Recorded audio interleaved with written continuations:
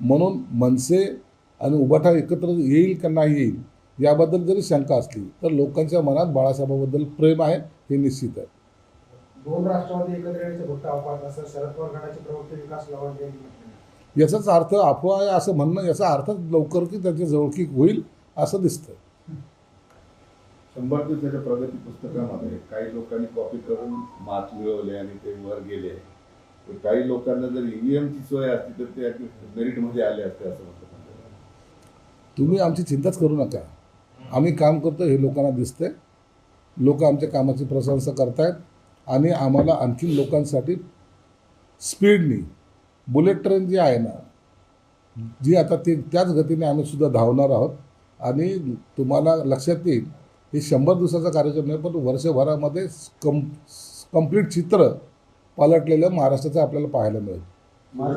सूरज पाटील यांनी बॉम्बस्फोट घडवले नव्हते, मात्र नैतिकतेची जबाबदारी घेऊन त्यांनी आपला राजीनामा, काँग्रेसने त्यांचा राजीनामा घेतला. मात्र इथे एवढे लोक मारले गेले, नैतिकता घेत नाही. इथं नटनट्यांसोबत 8-10 तास पंतप्रधान घालवतात अशी टीका करतात. यांना राजकीय लवलेशच नाही आहे. कोणत्या वेळेला काय बोलावं, परिस्थिती काय, याच्यापेक्षा तो ओएसी बरा रे. त्याने देशाबद्दल स्वाभिमान तरी दाखवला.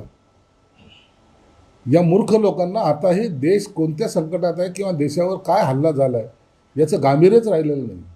याचा राजीनामा ते घे, त्यांनी असं केलं, त्यांनी तसं केलं. तुम्हाला देश स्वाभिमान आहे की नाही आहे? तुम्ही देशाबरोबर उभं राहणार आहात का नाही राहणार आहात?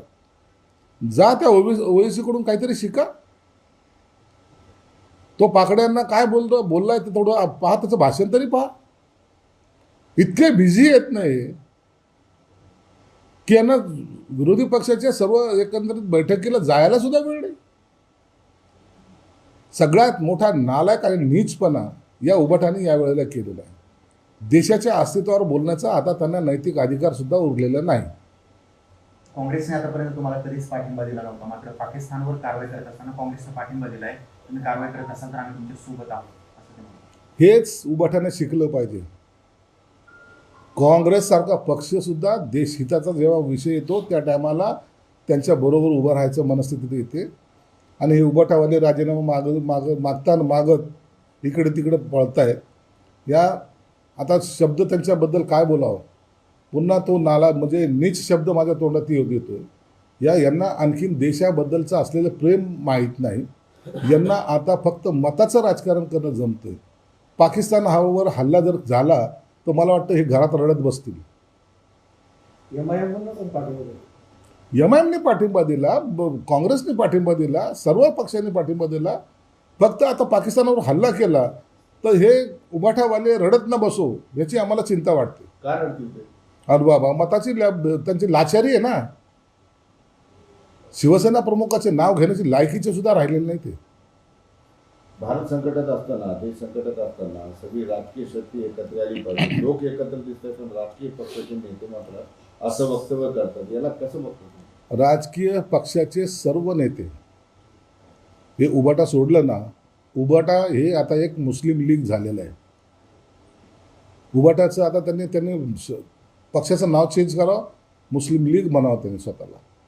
हे सोडलं व्यतिरिक्त बाकी सर्व राजकीय पक्षाचे, सर्व काँग्रेससहित सर्वांनी मोदी साहेबाला पाठिंबा दर्शवला. तुम्ही पाकिस्तानाबरोबर लढा, आम्ही तुमच्यासोबत आहोत, ही त्यांची प्रामाणिक भूमिका सर्वांनी जाहीर केलेली. ओएसी सारखा कट्टर जातीवादी नेत्याने सुद्धा देशाचं बद्दल प्रेम व्यक्त केलं आहे आणि पाकिस्तानाबरोबर लढण्यासाठी तो त्या बैठकीला उपस्थित होतो.